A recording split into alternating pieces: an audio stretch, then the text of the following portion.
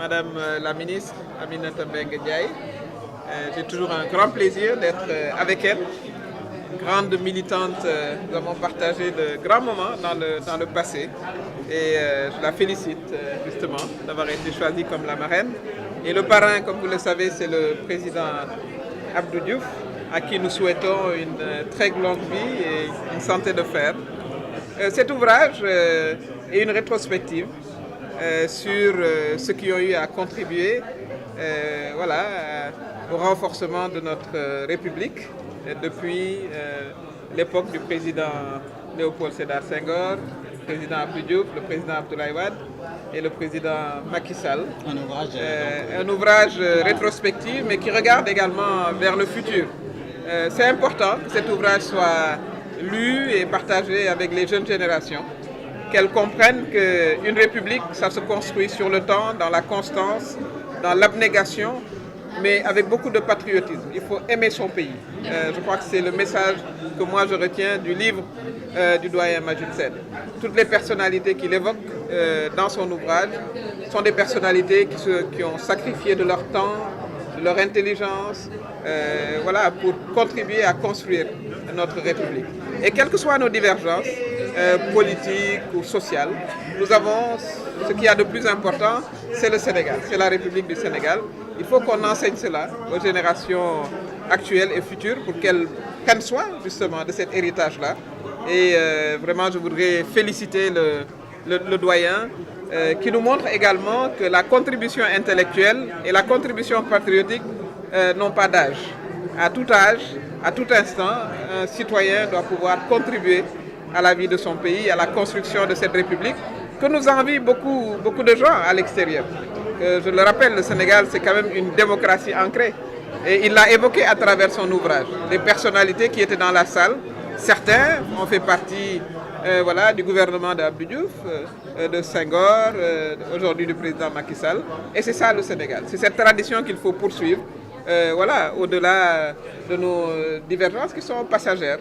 Ce qui reste comme message fort, c'est que le Sénégal reste une république en perpétuelle construction. Toutes les républiques sont à construire. Et c'est un beau message. Connaissant Majip et son parcours dans notre pays, il ne pouvait pas faire autre chose que ce qu'il a fait. C'est-à-dire écrire quelque chose qui va être laissé à la postérité.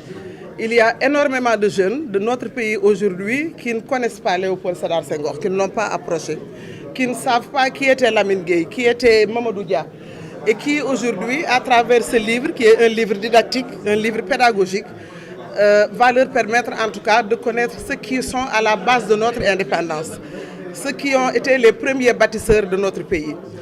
Je voudrais le remercier d'avoir porté son choix sur ma personne, mais surtout sur la personne du président Abdou Diouf pour être le parrain et la marraine de cette manifestation.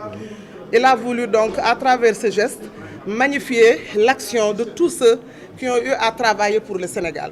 Je le disais tout à l'heure dans mon intervention, nous avons des personnes qui n'ont jamais été connues, mais qui ont pourtant apporté une contribution de très grande qualité à l'édification de ce pays. On nous voit, nous les ministres, à travers les écrans de télévision, mais derrière nous, ceux qui ont eu à écrire ce que nous sommes en train de dire, ces personnes-là également existent et on ne les connaît pas.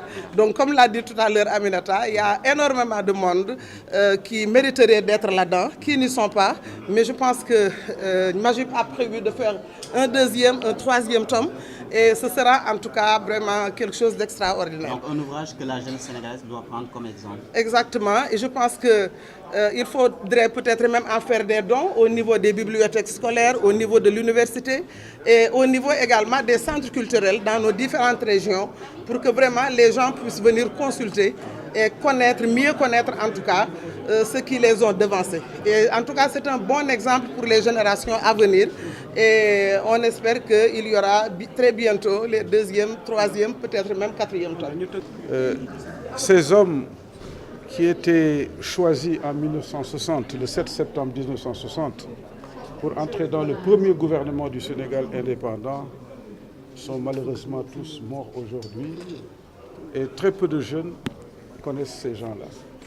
Alors il fallait donc faire un devoir mémoriel, ressusciter le passé de ces hommes et puis le proposer à la jeunesse comme exemple et comme repère.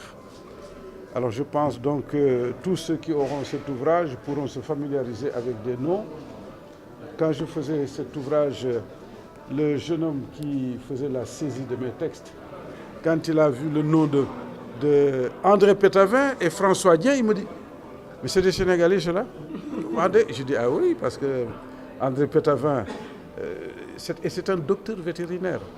Et il a été le premier ministre des Finances du Sénégal. Et il s'acquittait vraiment de sa tâche avec un brio extraordinaire. François Dieng, je le considère comme le Sénégalais le plus diplômé. Il était non seulement docteur en médecine, mais il était aussi docteur vétérinaire. Il était docteur en droit et docteur en sciences économiques.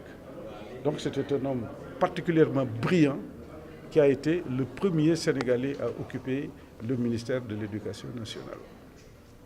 Donc c'est des gens dont la majorité étaient formés ici au Sénégal à l'école normale William-Ponty, tels que les Abdoulaye Fofana, les Obey Diop, les Alioune Tall, les Alioune Badara Mbengue, etc. Amadou Cissé Dia. C'est vraiment des gens extrêmement intelligents et qui ont fait un travail remarquable. Je dois dire que le Sénégal n'est pas sorti ex nihilo comme ça. Non, il a fallu des gens qui ont trimé dur, vraiment pour donner au Sénégal une image reluisante et permettre à ceux qui en doutaient ou qui disent que le Sénégal est un petit pays, c'est vrai, c'est un petit pays, mais grand par la qualité de ses hommes, de ses femmes et de sa jeunesse. Voilà donc le message, en tout cas, que je voudrais lancer à cette occasion pour que les jeunes vraiment puissent se reconnaître à travers les exemples de nos anciens. Et en le faisant, je crois, ils pourront mieux comprendre leur position dans ce pays et l'attitude qu'ils doivent adopter pour la construction nationale. J'ai eu à feuilleter quelques livres, quelques pages de votre livre, dans votre livre que vous avez écrit, et j'ai vu aussi que vous avez regroupé plusieurs aspects différents. Alors, qu'est-ce qui vous inspire à écrire un tel livre qui immortalise l'histoire du Sénégal? Voilà, donc le Sénégal, je crois dire, n'est pas seulement conçu par des politiciens. On a l'impression que chaque fois qu'on parle de pays, de progrès, on pense aux politiciens. Non. Mais les journalistes font partie de ceux qui ont construit ce Sénégal. Les sportifs, la même chose. Et vous verrez même des lutteurs, il y a même des lutteurs dans l'ouvrage. Donc c'est un ensemble que j'ai voulu cohérent et dire que ce sont ceux-là qui ont fait le Sénégal d'hier et le Sénégal d'aujourd'hui. C'est à nous maintenant qu'il appartient vraiment de prendre le relais et de faire en sorte que dans tous les secteurs d'activité de la vie nationale, qu'on puisse y retrouver les empreintes de la jeunesse. Parce que moi, je crois beaucoup à la jeunesse. Je crois beaucoup à la jeunesse. Et si on met cette jeunesse devant ses responsabilités et face à l'histoire, je crois que ces jeunes-là vont s'acquitter honorablement de leur mission. Et c'est ça qu'il faut faire. Je ne saurais terminer cette question sans adresser un hommage particulier à la presse de notre pays. J'entends beaucoup de gens qui jettent des pierres dans le jardin de la presse. Je dis non. Nous avons été journalistes formés comme ça, sur le tas. Parce qu'à l'époque, il n'y avait pas d'école de journalisme, etc. Mais au fur et à mesure, on a été formés, on a fait des stages, etc. Mais la presse d'aujourd'hui, moi je trouve que c'est des gens particulièrement intelligents qui ont des moyens que nous n'avions pas. Parce qu'en 1963, lorsqu'il a fallu couvrir les Jeux de l'amitié, nous n'étions que 5. Des Jeux entiers, nous n'étions que 5. Pathé Fall Dieye, Ahmed Bachir Kounta, Feu Aledao, Feu Garan Koulibaly et moi-même. Mais on a couvert ces Jeux sans aucune formation de journaliste. Parce qu'on aimait le sport et finalement, il y a le Dimboulignou. ba léegi alhamdulilah néewuma nous sommes de bons journalistes waaye ñu ngi góorgóorlu daal pour jéem a topp tànk journalistes yi nga xam ni journalistes yu aay lañu quoi ñu ngi ci góorgóorlu quoi. Donc je félicite la presse, j'encourage les journalistes à aller toujours de l'avant et à aimer leur métier parce que c'est un métier noble, particulièrement noble. Sénégal bu ñu ko dee tudd presse bee tax parce que lu mu def presse bi moo koy siiwal ku ci def loo xam ne aussi njaaxum la presse bi daf lay jébbaane moo tax nañu def attention te essayer de faire bon ménage avec les journalistes. Est-ce qu'on peut s'attendre à un tome 2 de ce livre? Inch'Allah, si Dieu... Par rapport aux difficultés, n'avez-vous pas eu des difficultés sur le choix des personnalités? Ah si, oh là là. J'ai dû éliminer. Parce que tout choix est subjectif. Tu as mis Paul, pourquoi tu n'as pas mis Jean? Pourtant, ils ont les mêmes mérites. J'aurais dû, par exemple, quelqu'un peut me dire, mais il y a eu la loi cadre de 1957-58, avant l'indépendance. Et le Sénégal avait un gouvernement autonome. Des ministres qui y figuraient, mais le Sénégal n'était pas indépendant. Moi, je suis parti de 60, date à laquelle le Sénégal a accédé à l'indépendance. Alors, parmi ces gens qui étaient dans le gouvernement autonome, il y en a beaucoup qu'on a retrouvés en 1960, mais d'autres qui n'y figurent pas. Et pourtant, ils ont mérité de la nation.